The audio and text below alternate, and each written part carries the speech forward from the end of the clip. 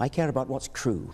I mean, do you actually believe in your Muslim faith? Do you believe that Muhammad split the moon in two? Do you believe that Muhammad flew to heaven on a winged horse, for example? I pay you the compliment of assuming that you don't. No, I do. I believe in miracles. You believe that? Yes. You believe that Muhammad went to heaven on a winged horse? Yes, I believe in God. I believe in miracles. I believe in revelation. I mean, the point here is that let's assume I'm wrong, Richard. I'm wrong. Let's. Let's assume I'm wrong. I'm wrong. I'm happy to concede that, Richard. I'm happy to concede it. I'm wrong. All religions are wrong. God does not exist. We're all mad. I care about what's true. I'm an educator. I'm a scientist. And I want people to understand the truth about the universe in which they live. That's what I care about. And I regard religion as a distraction, and in some cases a pernicious distraction from true education, which I love and value the way you value and love your God. Can you not do both? Well, so long as they don't contradict each other. Richard. So long as they don't contradict each other. But if you actually believe Muhammad flew to heaven on a winged horse, that's an anti-scientific belief. And that could be wrong. But that bloody well is wrong. But that doesn't change. Yeah. That doesn't change. How do you know it's wrong? Oh, come on.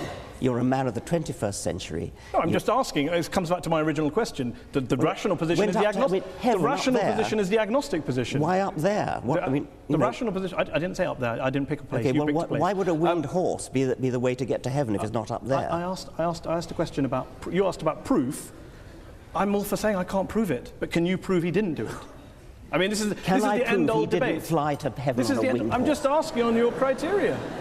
I'm just asking on your criteria. No, I can't prove it, and I can't prove it wasn't a golden unicorn. But I'm fascinated that you're rather talk about what animals the Prophet may or may not have used 1400 years ago, rather than talk about what Muslims or Islam is doing in the world today, good or bad. Well, that seems to be the distraction. If anyone's distracted, it seems to be you. Well, that's your view. I'm fascinated by how somebody, a respected, sophisticated journalist in the 21st century, can believe that a prophet flew to heaven on a winged horse.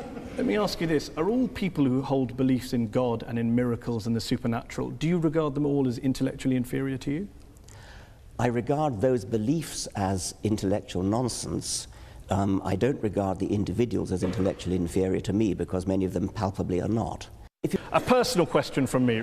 You talk about how to teach children that there is one God, or that God created the world in 6 days, that is child abuse. To even teach your children religion is child abuse.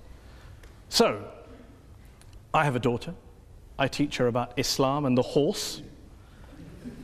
Am I guilty of child abuse? Do you teach her the world was created in 6 days? No, because Islam doesn't teach that, Richard. I'm delighted to hear that.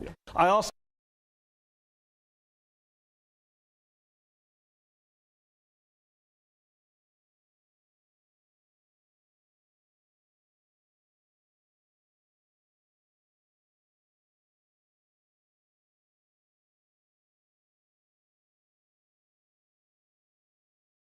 Okay, let's open it up to the audience. We've been talking about God, evil, war, terrorism, bringing up your children, living a good life, religion and happiness, science versus religion. Who would like to answer the first question? Yes, you? If the Almighty God appears suddenly on the cloud or on the earth or part of the universe, what is your reaction? Are you going to believe, or are you going to go against him? What would it take for you to believe in God, not just miracles? Yeah, I mean, popping his head through the clouds. Yeah, that's the thing I've worried about a lot. Obviously, it would do wonders for the book. Would the world be a better place if religion disappeared tomorrow?